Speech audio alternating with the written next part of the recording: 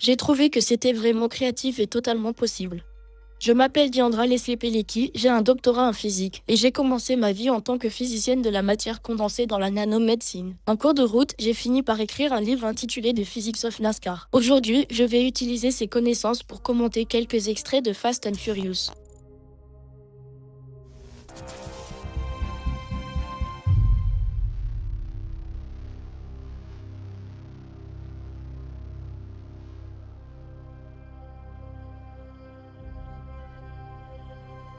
Cette scène est un peu difficile à analyser car on ne sait pas exactement combien de temps il tombe. Cela peut aller de 11 secondes à peut-être 15 secondes. C'est une très longue chute. J'ai calculé quelle serait la vitesse terminale de Dom. Et c'est la plus grande vitesse à laquelle vous pouvez tomber vu que la traînée augmente à mesure que la vitesse augmente. Et il s'en approche presque. Après 11 secondes, Dom roulait à 200 km/h au moment où il a touché l'eau. Il aurait alors fait une chute de plus de 500 mètres à ce moment-là. Après 200 km/h dans l'eau, c'est possible de survivre. L'Azo-Chaleur détient le record du saut le plus haut. C'était à presque 60 mètres, il a touché l'eau à plus de 20 km/h. Il s'est cassé la clavicule droite et s'est disloqué le bassin. La hauteur du Golden Gate Bridge est d'environ 75 mètres. Les gens frappent l'eau à 140 km/h, seulement 5% des personnes qui sautent survivent. La probabilité qu'ils survivent est donc assez faible. Ils ont construit un lanceur et ont pris cette belle corvette de 1966 pour pouvoir la jeter par-dessus la falaise. Ils demandaient à des cascadeurs de se lancer sans la voiture, parce qu'être heurté par une voiture dans les airs serait pire que de heurter l'eau. Ils ont donc demandé aux cascadeurs de le faire, mais ceux-ci étaient sur des câbles. Puis ils sont revenus, l'ont fait sur un écran vert avec les vrais acteurs, qui se trouvaient à peut-être 2,5 m au-dessus du sol. Pour cette scène, je pense que je donnerai une note de 2, car il est absolument impossible qu'ils aient pu survivre après avoir effectué un saut aussi long.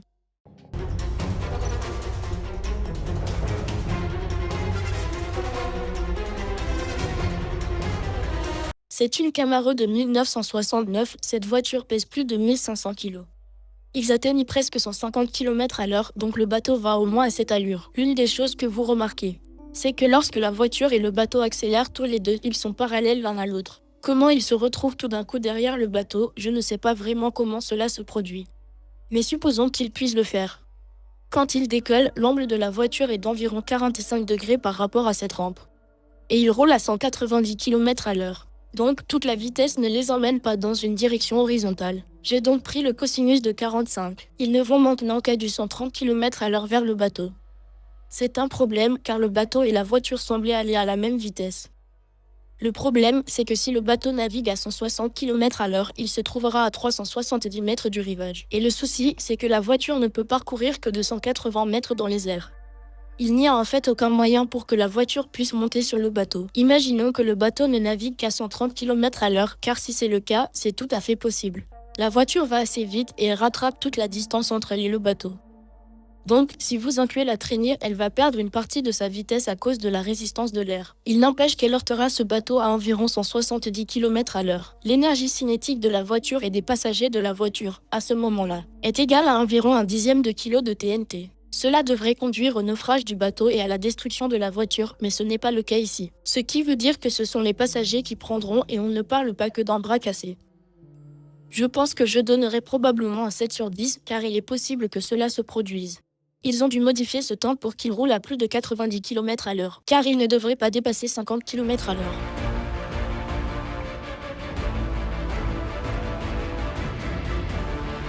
Supposons que la voiture de Dom roulait à 90 km/h. Quand il l'a laissée, elle roulait à 90 km/h. Donc, en regardant la conservation de l'élan, on comprend qu'au moment où il touche le sol, il roulait probablement à environ 60 km/h.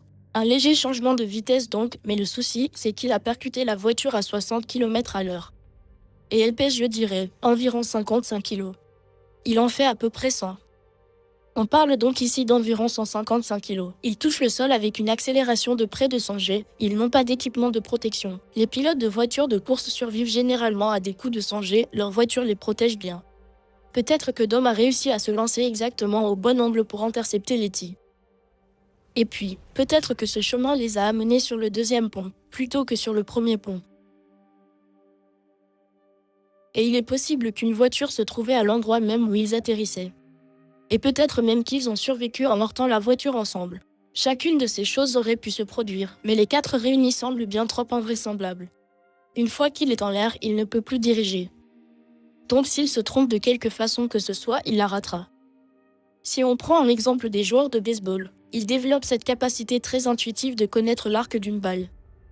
Et après tout, ce n'est qu'un mouvement parabolique. Peut-être que Dom comprend si bien la physique qu'il savait exactement où se lancer. Et si vous parliez à un pilote de course, vous verriez qu'il peut comprendre l'accélération centripète et vous l'expliquer.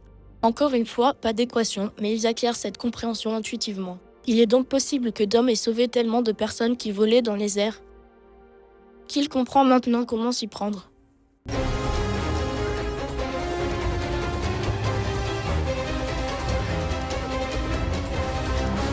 Hollywood a sa propre physique. Une de ses règles, c'est la dilatation du temps, c'est-à-dire que lorsque quelque chose d'intrigant se produit, cela peut prendre aussi longtemps que vous le souhaitez. Ralentir, disons à 200 km/h, et j'ai décidé de choisir ce nombre. Car à 200 km/h, la voiture parcourt environ 3 km par minute. Donc pour chaque minute de ce clip, vous parcourez 3 km. La piste d'aéroport la plus longue du monde fait un peu plus de 5 km. Ce qui signifie que s'ils étaient sur cette piste, cela pourrait quand même prendre 1 minute,7. Et ce n'est pas le cas, ça prend beaucoup de temps, au moins 11 ou 12 minutes. Ce qui demanderait une piste incroyablement longue. Donc, Dom conduit une Dodge Charger de 2012. Et supposons qu'il s'agit d'une version super renforcée d'une Dodge Charger. Il n'a pas beaucoup de temps pour prendre de la vitesse, car il a seulement l'intérieur d'un avion. Et comme vous l'avez vu lors du combat, il n'y a pas beaucoup de place. Je vais attribuer une note d'1, juste parce qu'ici, ma capacité à ignorer la réalité a été poussée plus loin que ce que je suis capable de faire. J'essaie de comprendre combien pèse ce coffre-fort d'après le scénario. Donc, on va supposer que ce coffre-fort pèse 5 tonnes, cela fait environ 4500 kg. Il y a 100 millions de dollars en billets de 100 $, cela va nous donner encore 1000 kg. Dom pèse 100 kg. Et la voiture pèse près de 2000 kg.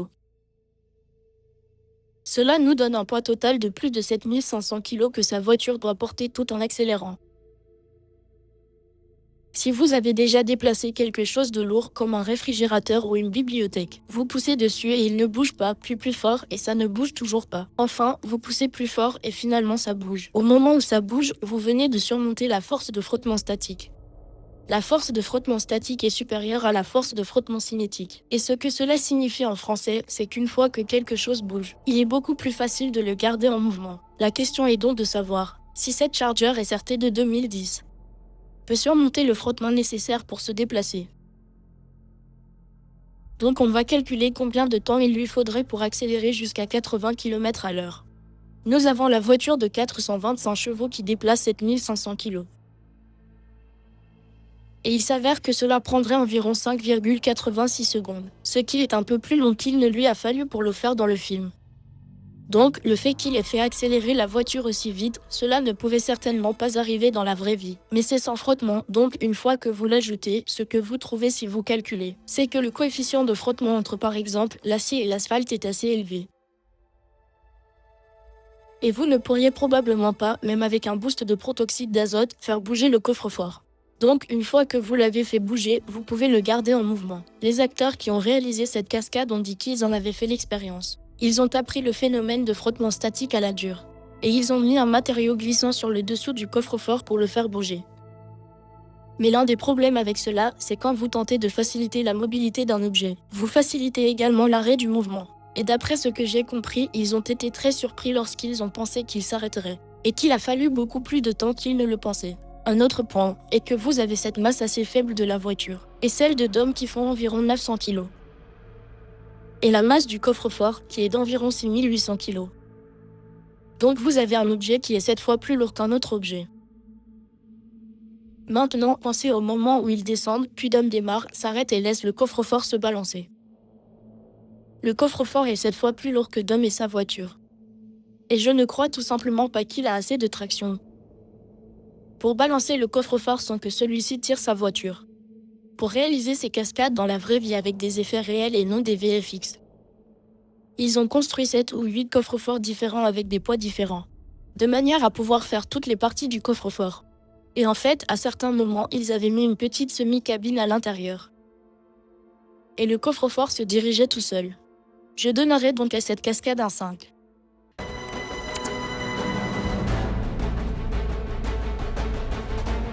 Nous avons tous déjà essayé de monter l'escalator qui descend, n'est-ce pas? C'est exactement ce qu'il fait là.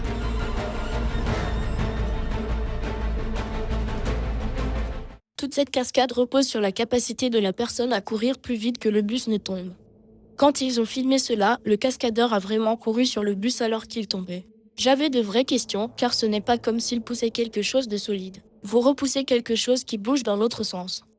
Il se retourne et se retrouve exactement dans la bonne position pour attraper la barre. Lorsqu'il tient la barre et qu'elle s'arrête brusquement, vous obtenez ce très bon exemple de la loi du mouvement de Newton, où un objet en mouvement continuera de bouger, car elle arrête la voiture et il continue de voler.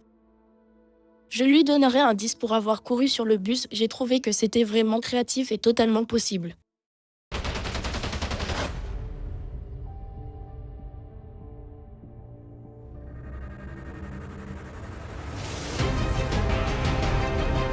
Encore une fois, vous voyez beaucoup de plans serrés, il est donc difficile de voir ce qui se passe.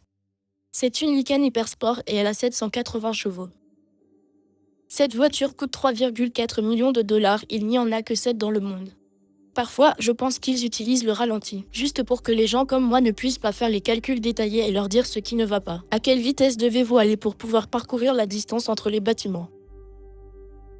Donc, si nous supposons que la distance est de 50 mètres, vous allez tomber un peu. Dès lors, chaque fois que quelque chose arrive horizontalement, ça va descendre un peu. Et vous pouvez réellement voir ici qu'il tombe probablement sur 2 étages, soit environ 6 mètres.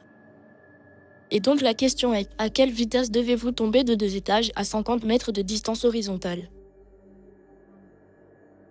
Pour tomber de 2 étages, ça prendrait juste un peu plus d'une seconde. Et vous auriez besoin d'aller à 220 km/h. Tomber de 4 étages prendrait environ 1 seconde 6.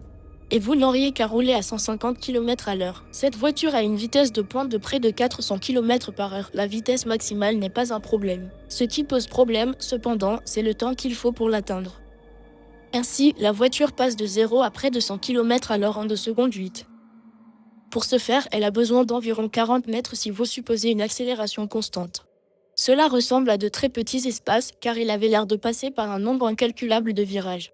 Et ce n'est que pour 100 km/h, pour 200 km/h, en fonction des spécifications. Cela pourrait prendre 9 secondes 4. Vous auriez besoin de 260 mètres pour atteindre cette vitesse, et je ne vois pas comment ce serait possible dans cette toute petite tour. L'autre problème, c'est que lorsqu'ils ne font que tourner, ils ont besoin de beaucoup de force G car ils suivent ces tout petits cercles. J'ai essayé de rechercher le coefficient de frottement entre les pneus et le marbre, mais il s'avère que c'est très difficile à trouver car la plupart des gens ne conduisent pas de voiture dans leurs immeubles. Donc mes recherches n'ont pas abouti, mais quand même, je m'interroge sur le fait de rouler à grande vitesse sur le marbre. Pourrait-il réellement garder l'adhérence de cette manière? Encore une fois, vous avez un autre exemple de toutes sortes de situations plausibles. Mais si vous les mettez ensemble, personne n'est dupe. Même le verre renforcé très solide qu'ils utiliseraient sur un gratte-ciel comme celui-ci ne résistera tout simplement pas à une voiture de 1400 kg, qui va à 100 ou 110 km/h. L'énergie cinétique de la voiture est tout simplement trop élevée.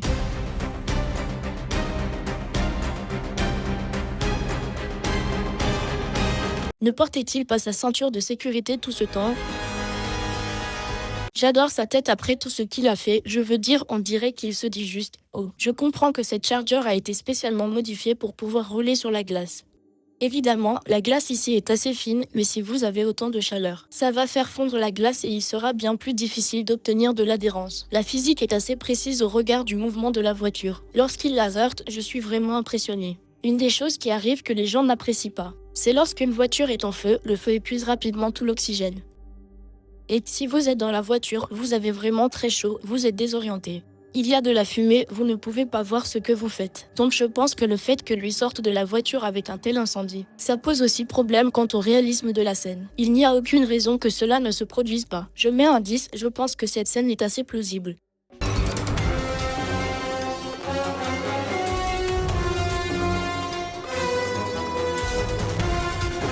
Donc, si vous recherchez un camion-citerne qui contient, je ne sais pas, peut-être 27 000 litres d'essence. La densité de l'essence est d'environ 0,7 kg par litre, soit 19 000 kg qui se dirigent vers eux. S'il s'agissait de quelque chose qui bouge régulièrement, qui rebondit, ce serait facile parce que vous pourriez le mesurer. C'est comme une corde à sauter, vous savez où elle arrive et à quel moment sauter. Mais le problème ici, c'est la manière dont la voiture roule. Elle roule dans cette direction, et vers l'avant. Donc, il n'y a aucun moyen de prédire exactement comment elle va rouler. Et si le camion-citerne pèse 19 000 kg et la voiture 1800 kg, il va écraser la voiture. Ma première voiture était une Buick Le Sabre de 1988. Qui est à peu près de la même taille que la Buick Grand National 1987 que vous voyez ici. Les chances qu'il roule sous le camion-citerne sont sacrément réduites. Quand le camion-citerne commence à rouler, il a une certaine énergie cinétique. Mais chaque fois qu'il heurte quelque chose, comme le mur du canyon ou le sol, il perd une partie de cette énergie cinétique. Et ça veut dire qu'il ne va pas rebondir aussi haut. Donc en fait, plus il attend, plus il lui sera difficile de faire passer sa voiture sous ce camion-citerne. J'attribuerai donc à cette scène un 3.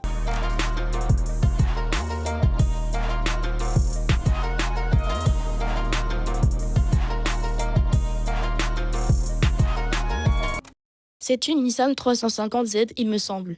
La personne qui conduit la voiture combine en réalité l'utilisation du volant, de l'embrayage et des freins pour faire tourner la voiture. Et il s'avère en fait plus facile de faire un drift dans un virage plutôt qu'en ligne droite. Je pense que cet acteur est capable de le faire, mais j'aimerais savoir combien de prises cela a demandé. Mais vous pouvez faire du drift aussi longtemps que vos pneus tiennent. C'est un problème parce que l'adhérence doit être égale au niveau des 4 roues.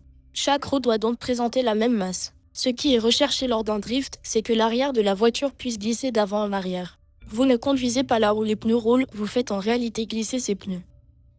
Cela produit donc un phénomène totalement différent. À un moment donné, les pneus sont tellement abîmés qu'ils peuvent aller jusqu'à éclater. Un bon pilote peut certainement le faire. Néanmoins, si c'était l'autre acteur au volant qui est novice, je lui aurais donné un 0.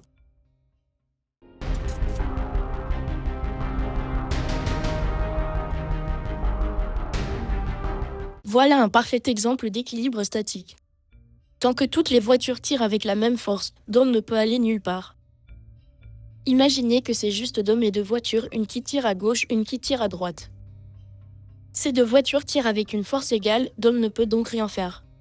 Le problème, c'est que l'adhérence entre les pneus et le sol est notre facteur limitant ici. Et ils disent que sa voiture a 2000 chevaux, 3000 chevaux, 5000 chevaux. Je ne sais pas vraiment s'il en a autant. Tout ce qu'il lui faut, c'est assez de puissance pour obtenir un peu de mou.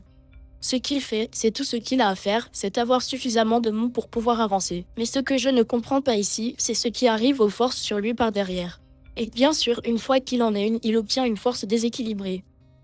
La seule raison pour laquelle ça marche, c'est parce que la somme nette de toutes les forces sur cette voiture va être nulle.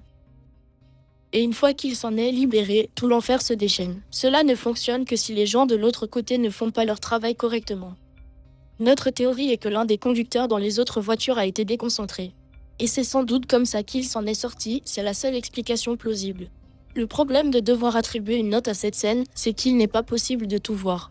Car vous voyez l'intérieur de chacune des voitures, mais vous n'avez pas la vue aérienne. C'est vraiment difficile de voir comment cela s'est déroulé.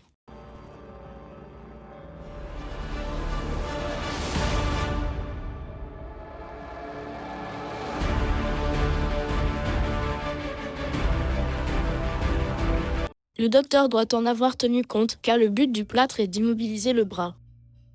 Et il faut aussi tenir compte du fait qu'il pouvait fléchir le bras. La flexion du bras pourrait-elle casser le plâtre de Paris? Je parie que ça pourrait. Mais ne pensez-vous pas que c'est peut-être pour ça qu'il porte toujours des vêtements sans manches? C'est difficile d'extrapoler parce que je sais que je ne pourrais pas faire ça.